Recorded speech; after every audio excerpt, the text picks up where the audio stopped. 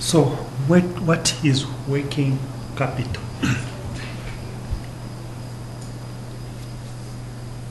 Working capital is made up of three things. Working capital is made up of inventory, receivables, actually four things, plus cash. These three, cash, inventory, receivables, constitute what is known as current assets. Sorry, it's three. Inventory, receivables, cash. These constitute what is known as current assets. Then we also have current liabilities, which are the payables or loans falling due within 1 year, as well as overdrafts.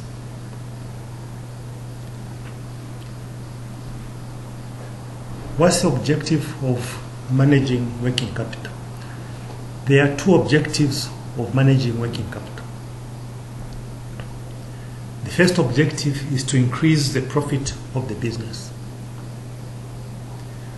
When you sell inventory, you start with cash. The cash, you invest it into inventory. The inventory, then you sell the inventory. You can either sell the inventory for cash and generate more cash, or you can sell the inventory on credit, then you create a receivable. Now, the understanding is that when you sell on credit, you don't leave a vacuum and wait for those receivables to pay you. You are also going to borrow and replenish those goods which have gone out. So you create a payable. So it's through this buying of inventory and selling, that's why you generate your profit. The second objective is to provide to increase profits. Yes. The second objective is to provide sufficient liquidity to meet short-term obligations as they fall due. When your rentals are due, when your staff wages are due, you want to ensure that you've got enough liquid cash to settle these. So this results into a conflict between the two objectives. Because on one hand, we're saying if you just hold cash sitting there in your account, it will not increase profit. You need to invest this cash. But on the other hand, we're saying you need to have sufficient liquidity to meet your obligations as they fall due. Okay? So the two are in conflict. Therefore, it's up to management now to manage this conflict. How do you manage the conflict? One way of managing the conflict is by not holding cash, investing the cash, but having an overdraft facility so that when you need the liquidity, you have the overdraft facility on which to fall back on. So the overdraft facility has the advantage of the fact that you only incur the finance costs once you utilize the facility. As long as you don't utilize the facility, you don't pay any interest on the overdraft.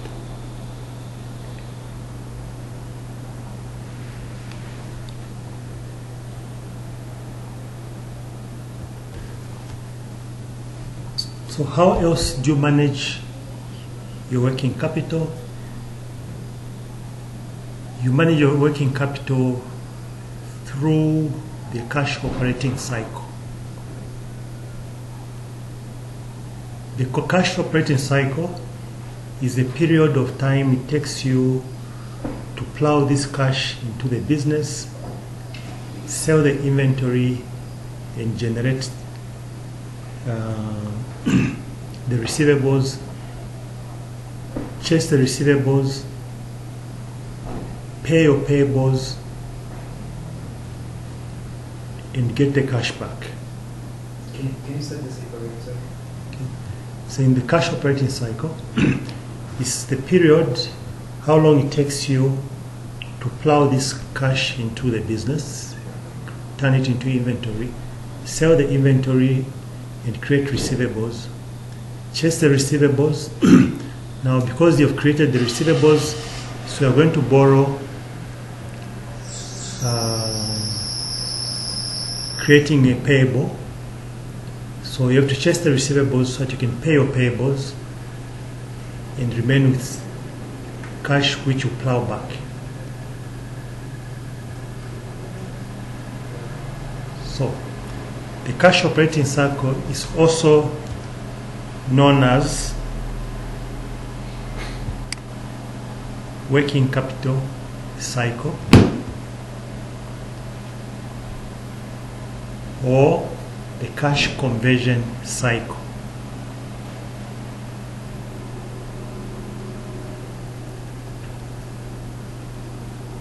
It's computed in days.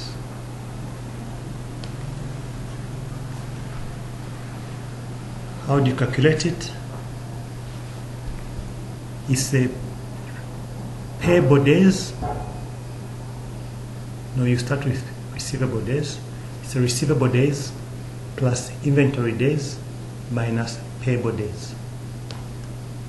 Receivable days plus inventory days minus payable days. That gives you your cash operating cycle or your cash conversion cycle or your working capital cycle.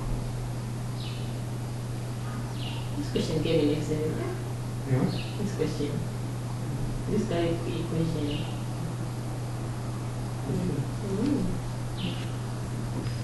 So let's look at this illustration.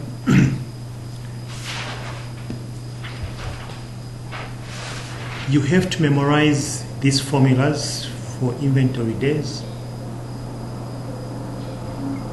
receivable days, and payable days.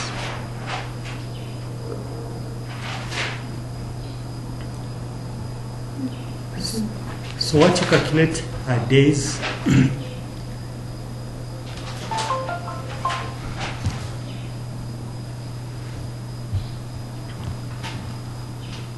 So from this question, we are able to calculate the inventory days, which is 41.7, the work in progress days, which is 40.9. How do you calculate the finished goods? What's the noise? The finished goods, Finished goods. finished goods over cost of sales times 365.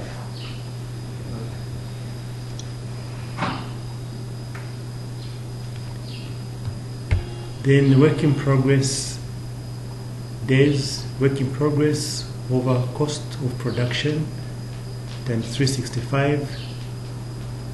Raw materials over raw materials purchases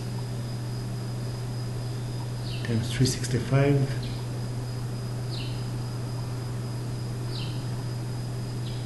Then the average collection, which is the receivable days, it's receivables over credit sales times 365. The payable period, which is payables over credit purchases times 365.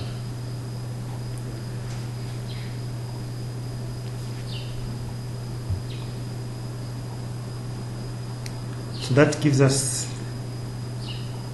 the cash operating cycle 167.7, 163.7. Now, these formulas, you have to know them forward and backwards.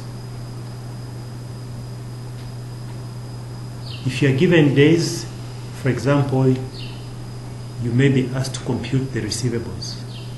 So you have to rewrite that formula, make the days the subject to the formula. No, make the receivables the subject to the formulas.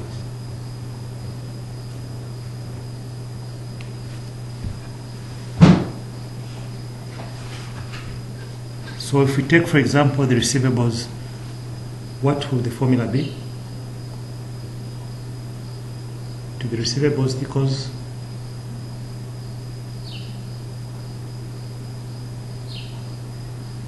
the days that you're given times the sales divided by 365.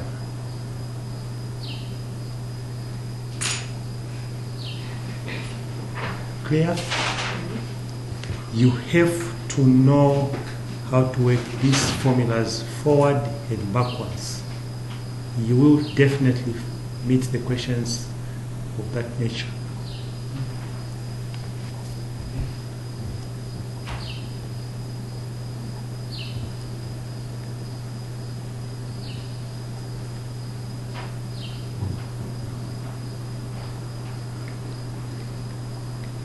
Take down another question.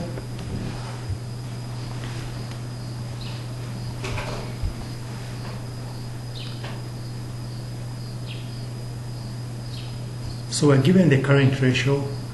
What's the formula for current ratio? Current assets over current liabilities. So current assets over current liabilities equals 2.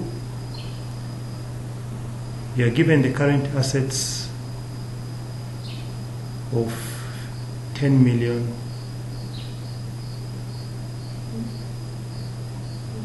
Current assets consist of inventory. Also, we are given inventory of 10 million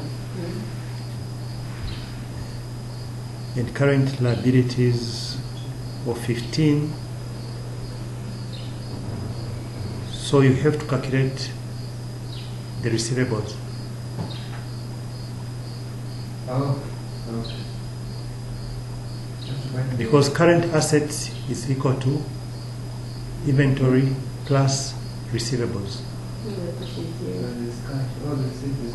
Cash balance is 0. Okay. So substitute in that formula. You've got 10 million plus Y over 15 million equals 2. So what's your Y? Compute your receivables.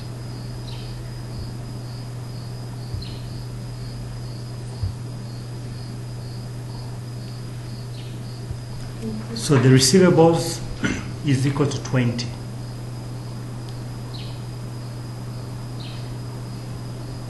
So we have the receivables, so we can substitute now in the other formula. Since we've got the receivable days, so let's substitute in the other formula. So you have receivables over credit sales times 365 days equals 86.5. The receivables we have as 20. So we have to make the credit sales the subject to the formula now. So if we rewrite that formula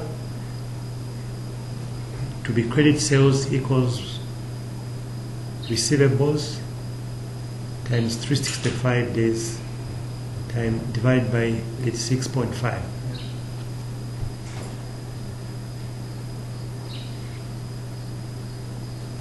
So that gives us credit sales of 200 million.